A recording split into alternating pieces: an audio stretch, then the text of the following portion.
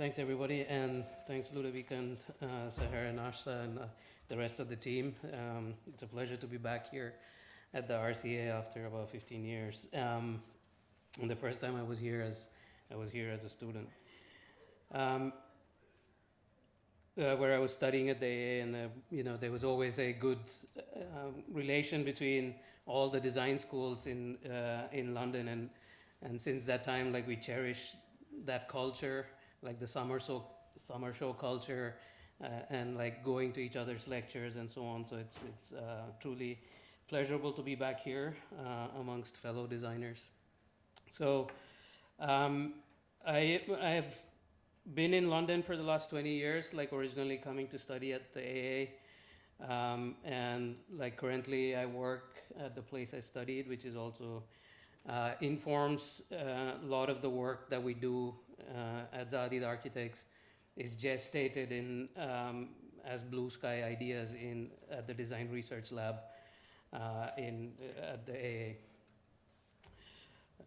Just to give you a sense of like how some of that innovation makes its way into the built environment. This is the building that won Zaha the Pritzker Prize, which is considered the Nobel for architecture. One of the interesting things about this is actually a live factory. It was a radical building of that time because it tried to merge blue-collar workers with white-collar workers and remove that distinction. So the assembly line is like snaking its way through the cafeteria, through the administrative buildings, and the car gets made as it. So the entire building is organized around the assembly line, and it tried to think about new ideas of Industry 2.0, and clean factory floor manufacturing and so on, already 20 years ago. And so that this was one of the projects that attracted like many people to the company for Zaha's like radical ideas. And so since then, we have very few native people in the company, but everybody who's come, like 55 different nations, call London their home, because we all feel at home here because of the diversity of opinions, diversities of cultures. And all of those ideas like genuinely help us conceive and deliver about 100 projects in about 50 years. So it might not seem like a lot, but each one of these 100 projects we are proud of. It's actually gestated at the DRL or somewhere, and it's a group of young people who develop ideas, and then eventually it becomes a building through a collaborative and cumulative approach. So each of these 100 projects like really do help collaborate and build a network of people and ideas and across many countries. So the latest one, like we're now trying to bring to India for the same reason, like our projects like do motivate like an entire economy of collaboration, entire economy of knowledge, and an entire economy of new construction methodologies and so on. So this will hopefully be built by the end of this year. So these are kinds of works that like our company is probably famous for, like these fluid language and kind of innovative buildings of their own right.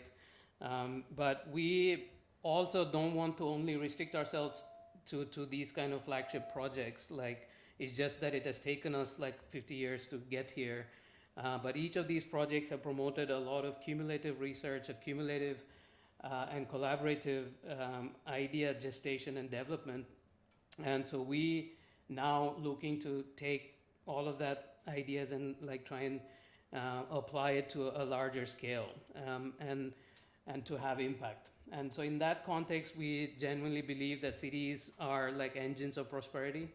And that's one side of action, that's one side of execution where we want to be part of. Like all of this innovation that as part and parcel of all of the innovative 100 plus projects, we want to translate that into more everyday applications. And that's because like like every other architect, like every other designer, we also want to have impact. And there's not a better place to have impact than participate in these engines of prosperity. So for example, New York compared to London, like if you just both have similar populations, about 8 or 9 million, and GDP just as a proxy for prosperity, not to say that money is the only thing, but as a proxy, you can see that it is genuinely has more wealth, and not only more wealth, but it has more wealth per square kilometer. More wealth is generated for the same amount of land, let's say. So, and that's interesting. Why? Because like New York was a planned city that grew, more or less planned city that grew up in like about 200 years. And so we believe like this kind of prosperity enhancing innovation, which is cities and all the buildings within it, all the public spaces within it, are kind of something that like we can deliver to the rest of the world, where cities are needed, places like India, places like Southeast Asia, Africa, and so on, which is not fully urbanized. And these are places that are genuinely looking to urbanize. So architects and designers have a massive role to play because things that we do can impact a large number of people. And so we can genuinely think of cities and everything in it as an invention, not something that just happens, you know, and that's kind of proven by New York, because everything about New York is deliberated amongst public fora, like including like this commissioner's plan for the grid itself, like in 1811, and all the zoning regulations that came in 1916 and 1960 and so on. All the ideas of what buildings go where, ideas of like, I mean, some infamous ideas like segregating zoning, like residential areas separated from industrial and so on, which was relevant when New York was like a kind of cesspit. But now, like many of those ideas from New York, like have matured and can genuinely be, you know, exported, like and enhanced with like new technologies and something that we can borrow, let's say. And not only about these kind of planning ideas, but there were like competitions for like urban design ideas, public buildings like libraries, museums like the famous Central Park and so on. And also like how did New York build so quickly? Because it had like a character to it. They had like styles for development of the skyscrapers as much as the housing, right? Like there were 6 or 7 types of housing for various kinds of people in various stages of their life and so on. So this lends New York like not only the energy to build rapidly, and it's very attractive to people to come in there and find and make a life, right? Like, and that's genuinely what's and we can see that a large part of that is a design contribution. Like it's a deliberate act. It's not something that just happened to people of New York. So so that's what we think. Like New York really figured it out how to integrate like these various scales of design, like from urban planning all the way to architectural design, and perhaps even into the interiors of spaces.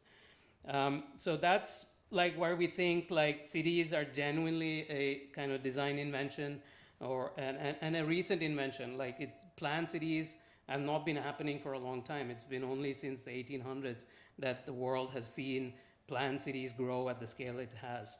And since New York, like pretty much like Western society has stopped building new cities, and most of the new cities in the late part of the 20th century was in China, and now increasingly in India and Southeast Asia and so on. What's interesting is it's only 1% of the surface area of the planet, you know, has about 80% of like all the wealth and like 70% of all the problems like pollution and CO2 emissions and so on. So it's both complex and critical to society, and the world needs a lot of cities. Because like a lot of people are expected to move to cities. Urbanization is not a thing that's going to stop, because people move to cities like as a single best thing you can do to improve your health, improve your social capital, improve your cultural capital is just move to a city, right? No matter which country you're in. And so in this sense, like we're also trying to follow in the footsteps of the Bauhaus, which was like the 20th century powerhouse design movement, which nurtured technology and design together across all scales.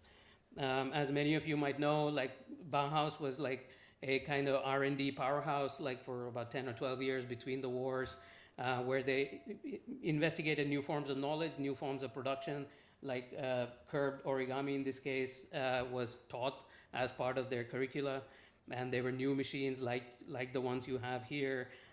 So Bauhaus was like an amazing place for multidisciplinary exploration.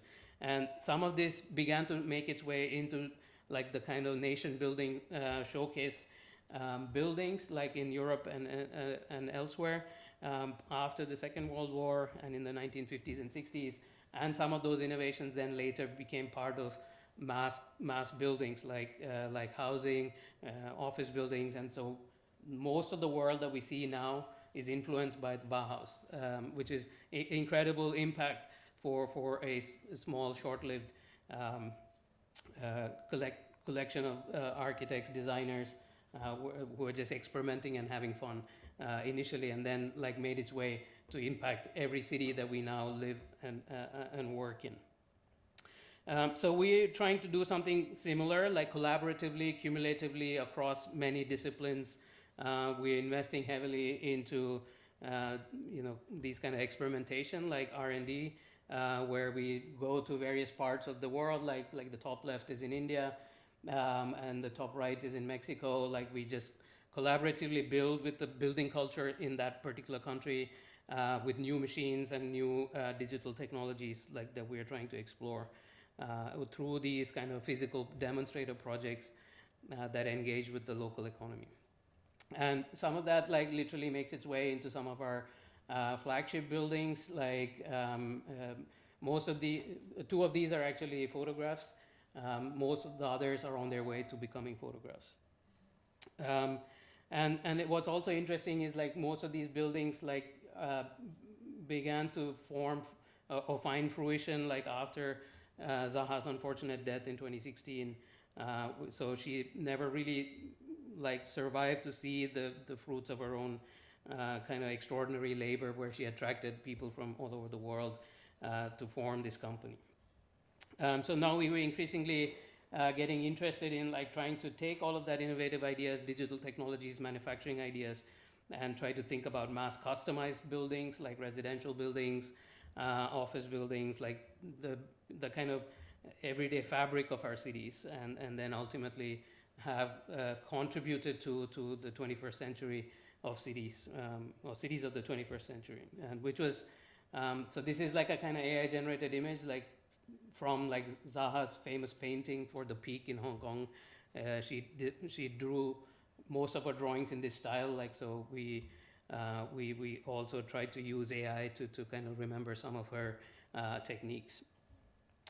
So broadly, that's what I'm going to talk about for the rest of this presentation, like where like the first two pillars is about architectural innovation, like through digital design and digital manufacturing, something we call internally as tectonism, like, or to celebrate the art of making. Tecton is to build, and like to articulate the building, and then the use of like various kinds of creativity enhancing tools like AI to transfer that impact to the wider public, more public buildings, more urban environments, and so on. So tectonism, like briefly speaking, it's just parametric technologies of design and construction both together, allowing designers to, and particularly architects, to express through their building how buildings are put together, how they stand up, and so on. So, and so there are four aspects of this that I will quickly go through, which I think they're all maturing, and it's allowing us to start thinking about the urban side of things. One of the aspects of tectonism is nothing to do with digital design. Like, it has a lot of history in the pre-computer age, where like we borrow heavily from people like Gaudi, who used like a lot of geometric ideas borrowed from nature, and more fundamentally a lot of physical experimentation. Gaudi built most of these buildings of his most of this building and other experiments through physically making lots of models and then literally taking measurements and scaling it up. And then he also had lots of geometric technologies that he had borrowed from Paris, where he studied, and on particularly structural analysis, which he could do just using a ruler and pencil. And so some of these ideas are now becoming part of like a new emerging field called architectural geometry, which is taking those geometric ideas and use of computers and making it more a scientific field, a field of study, and which is rapidly growing. It's kind of across the world. There's a lot of contributors in every university, and it's also multidisciplinary. Not only scientific people, but creative architects, designers also contribute to this. Corresponding to that is like what I mentioned about tectonism, like how to make use of this in creatively expressing ideas through these technologies. So for example, like part and parcel of this technology is like so-called computational geometry. I will just quickly go through some examples. So this is a kind of demonstrator project that we built in India, like over 10 days, like with some students, where we just bent pipe, like just by hand, literally using a gas gun, like you bend it, you heat it and bend it. And then we gave an unfolding diagram to the tailor, who kind of unfolded and stitched the fabric, and then we cast concrete onto it, right? And the same idea, which the first one was about 2,000 pounds, built over 10 days, like same idea, bend pipe, stitch fabric, stretch across. You can see the building just around the corner here in the Serpentine Sackler Gallery. But you can see how ideas can be tested regardless of budget, regardless of where you do it. Like it's the geometric ideas that really matter. And so like these particular shapes are very deliberately designed so that when you stretch fabric, this is the shape it takes. And also here in the Gallery for Mathematics in the Science Museum, similar ideas: bend pipe, stitch fabric, and stretch it across the space. And so these ideas like kind of gestate over a long time, and because they're tried and tested, like we were also able to deploy this emergency spaces for refugee children originally across the Syria-Turkey border just before the winter rolled in. So this we were able to transfer technology without ever going there. We just sent them this idea, and they bent the pipe, stitched the fabric, and then like came onto site and opened it like an umbrella. But some of those ideas can also be seen in this roof, which is a stadium for 60,000 users. So again, you bend pipe, and instead of stretching fabric, you stretch cables, and you will see some of that, how it is physically made.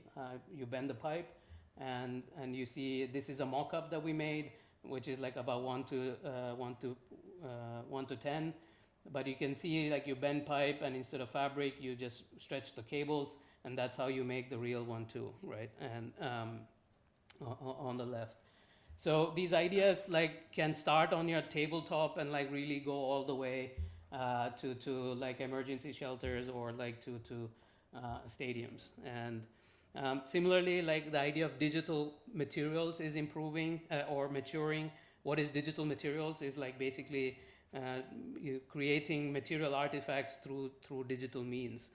So here, like we have concrete as an example, but there are many other similar materials like timber, mycelium, and so on. So again, just quickly to see like the ideas, how they start with simple work with like our students. Like we used the benefit of a cold day, hot wax, like squirt them without any scaffolding, and because of the cold weather, like it just freezes more quickly. And then you can see that there is a natural order to the way the shape settles, and it creates these kind of beautiful dome-like, arch-like shapes. That's a consequence of the material behavior, and it's also a consequence of geometric form finding, right? Like the material finds its shape because of the forces that are acting on it.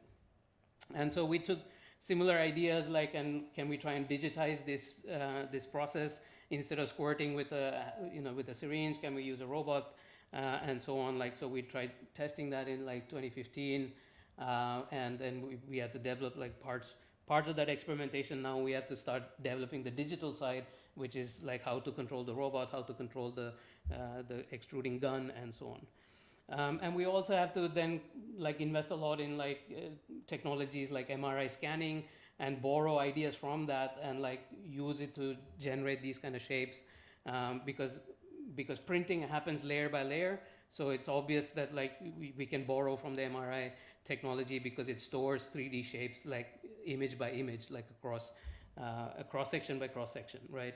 So there's a cross-semination of ideas from medical imaging all the way to 3D printing. So which is literally the technology we use to marry that with like ancient technologies of masonry construction to create this artifact, which is an unreinforced masonry footbridge that we built in Venice. Right, so it combines like really ancient ideas of like masonry construction. As you can see, it's laying bricks in a very specific geometric pattern. And that geometric pattern is very instrumental in building with very lightweight, very weak material like earth. And it gains its strength because of that shape, and also because of the way the bricks are laid in that geometric pattern. Both are very important, like for that dome structure to have a lot of strength. And so we combine that with modern technology, so 3D concrete printing, and then we also invented ways to generate the design of this from like simple skeleton line diagrams all the way to the construction, right? Like, so this is not only work of individuals, many people, many disciplines have to collaborate to make it so simple. And so as a consequence, we now have a blueprint of how to reduce material, how to make structures repairable, how to make them reusable and recyclable, and so on. So these, and so now we're trying to scale that idea further and say, like, you know, can we deploy it across all the kind of footbridges on highway bridges in the UK and in Europe, and kind of reduce the carbon footprint, and through this kind of considering the aspects of circularity and embedding carbon calculations at the time of design. And similarly, like robotic fabrication is also maturing. Like we started, like with every other idea, with a fun, playful $25 robot, just to know how robots work and what we can do with it. Initially, obviously, not much, and but slowly, like, you know, we invested our own savings, like between my wife and I. We put this in our living room, and started experimenting with it, right? And then that really helped us like go everywhere in the world which had a robot. We would knock on their doors and say, can we use your robot? And like this was in Boston, and until now, like we managed to convince our own management in Zaha Hadid Architects to say, okay, over the many years we have matured enough to invest, in building our own lab in our own basement, and so alongside, like, you know, it allows us to experiment with these ideas of cutting and using robots to create complex shapes, which are also structurally high performant, and get hands-on with these ideas without fear for technology, right? And we also use it as a way to disseminate these ideas. We have workshops with like children, like there's a school right next door, and so on. We invite experts to, and it's also open to the public, so anybody who's passing by in Clerkenwell, you're welcome. And also alongside, like, because many of these ideas we explored together with my wife at the AA, like she now took some of those ideas and she made this factory called Circular Factory in a very low economy, a very low GDP economy of Honduras. And she's using these robots to help women folk and people from the neighboring villages to participate in the digital economy, right? Like, and so it's upskilling and social innovation alongside like material innovation. And the idea is that, like, you can now use one robot, like, and do many parts of the building. It's bringing digital manufacturing, digital fabrication to very low investment economy, right? And that allows us to kind of really literally build low volume digital manufacturing, which is usually not the case, because if you want to make modular construction, you have to invest hundreds of millions of dollars in a big factory first. So this technology allows to invest very little and yet have the benefits of digital manufacturing delivered in remote locations. And so this is one of the prototypes produced from her factory on display in our gallery here in London. And so it's also trans-border, trans-geographic in a way, like these ideas. And lastly, all of this is kind of enabled by so-called maturing architecture, engineering, and construction digital frameworks, which, like, again, we started with fun experiments. We took a computer graphics software called Maya, which is used for movie making, and say, okay, now we're going to design our architecture using these software that architects are not meant to use. And so we had to, along the way, innovate a whole bunch of things to make that happen. And because of that, like our buildings are very user friendly, because very user experience friendly, because the medium that we use is friendly for storytelling. And it's not like, you know, CAD software, which is better for making things. Like here, we're deliberately focusing on the storytelling aspects. And so all of these experiments, like, we absorb into our computational framework, which then makes its way into all our software that we use. I will skip over this like little bit. And that's how it makes its way from little experiments.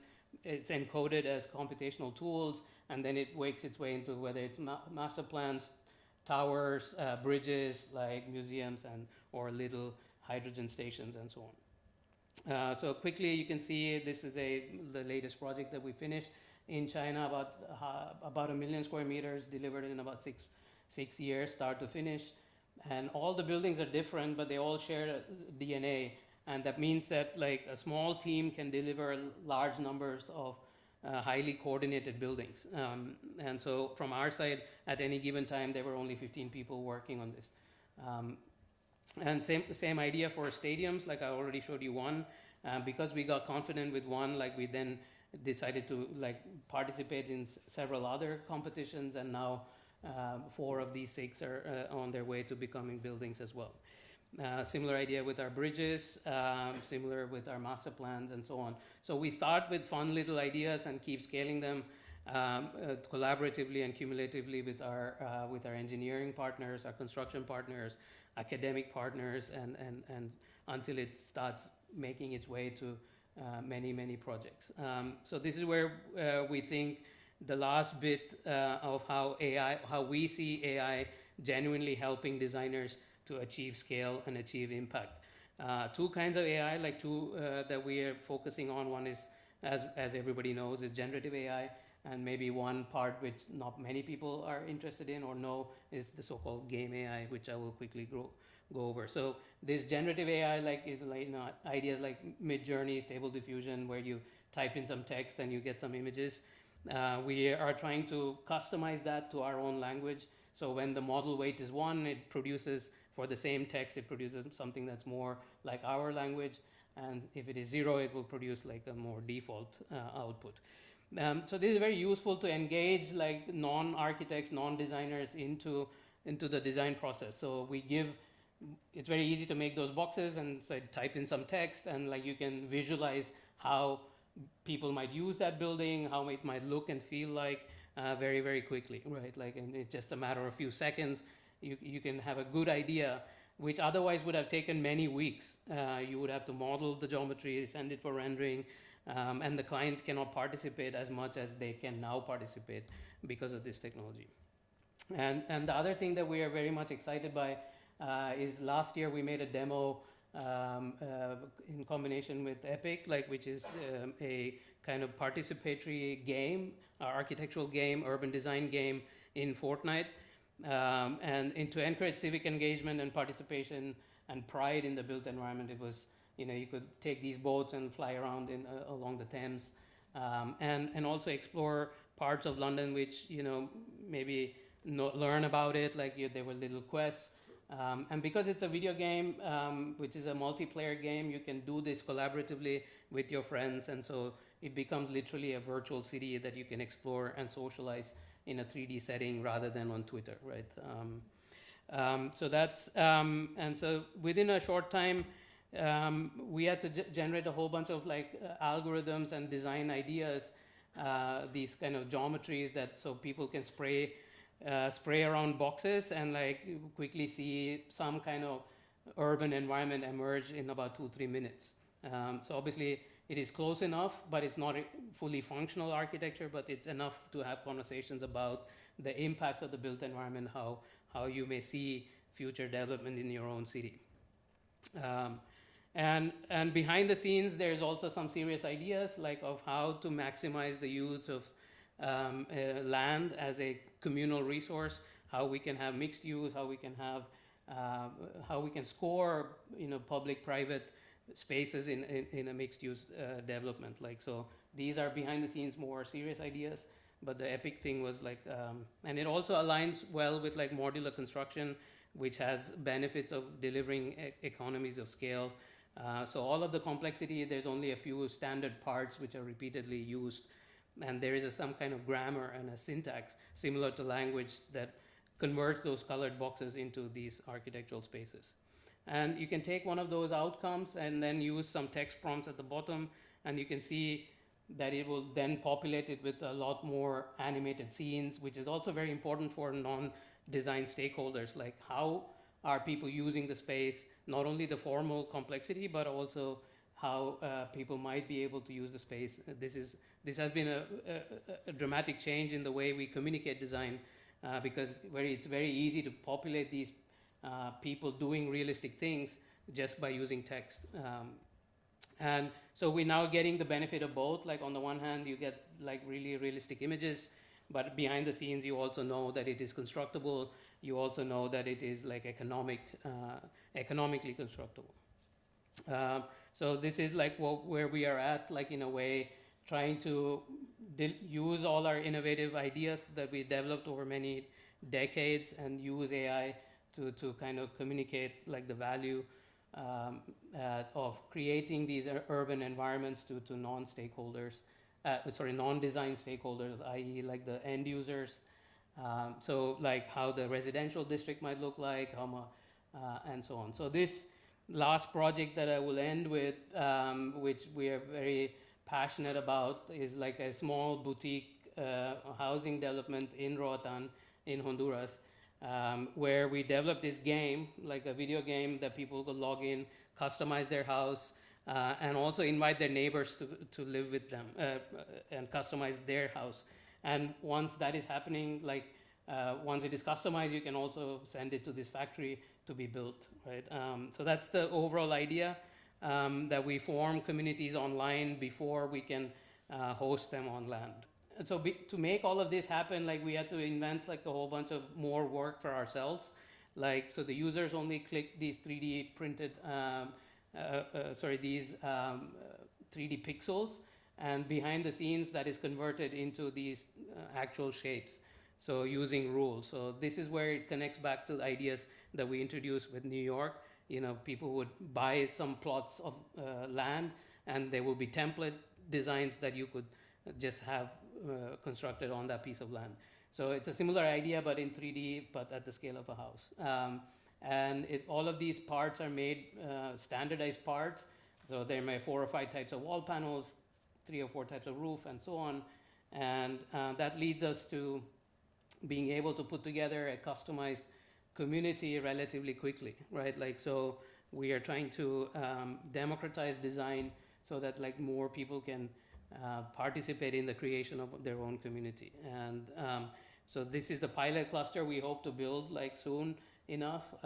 And if that is successful, which is not a given, we hope to then like build a larger community and so on. So to conclude, like we genuinely believe like the kind of to follow in the footsteps of the Bauhaus, start with very fun experimental ideas with students on our tabletops in academic settings, and collaboratively and cumulatively over decades, like make its way into impacting the cities that we build in the 21st century, or the remaining part of the 21st century.